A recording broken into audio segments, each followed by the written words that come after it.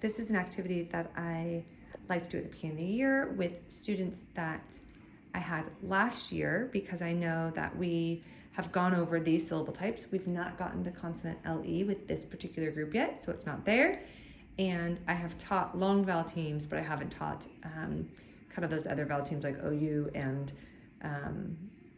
OO and AU and those ones. So this is what I've done so far, but I want to review what we did last year. I want to make sure it's kind of they're solid with this before we jumped into the new content.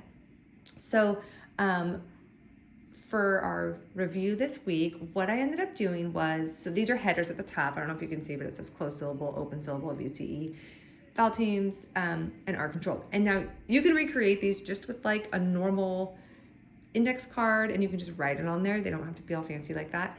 And then you can put some words on index cards as well. And I go one at a time. So let's say I am starting. Let's start with this one.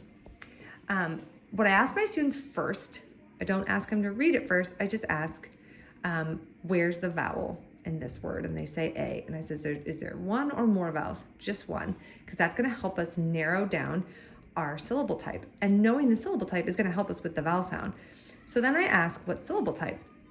And this is a closed. And I always kind of repeat what they say. So if one of the students knows the answer and says closed, I might ask them why, or I might just say, yes, it's closed because there's our vowel and we read this way and it's closed in by a consonant.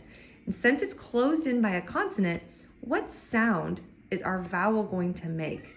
And it's going to make its short sound, ah, because it's closed in by that consonant. So I'm gonna put this here. And the crying you hear, if you hear that in the background, is extended care. It's like 5 o'clock, so I think there's a tired little one out there. Okay, here's an example of open syllables. So again, I'm gonna show them the card. I'm gonna ask them where the vowel is. I'm gonna ask, is there more than one or just one? I'm gonna say, so what syllable type is it? It's open because there's no consonant closing in that vowel. And then the vowel gets to shout its name. And so we read the word B. VCE, I ask where the vowels are. And by this point, my students are trained actually. Most of them would say A because that's the one that actually makes the sound.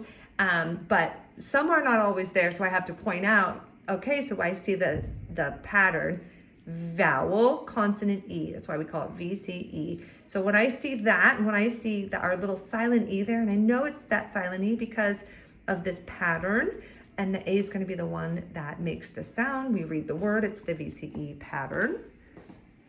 So for vowel teams, I taught my students that it's more than one letter that together makes a vowel sound. And in this case, we've only learned long vowel teams so far, but I'm careful to say vowel sound because I know that later, like OO and OU, they don't make a long vowel sound, they make a different vowel sound. So we, again, identify our vowel and we talk about, is it, this is a vowel team because there are two that are working together to make a vowel sound. So it's a vowel team, they're working together. The tricky one is IGH because it's not two vowels that are next to each other making a vowel sound. But if you've taught this, remember this is review. So they've learned that IGH together represents the sound I. Same with AY, they work together in this case. And so they're a team that works together to represent a vowel sound.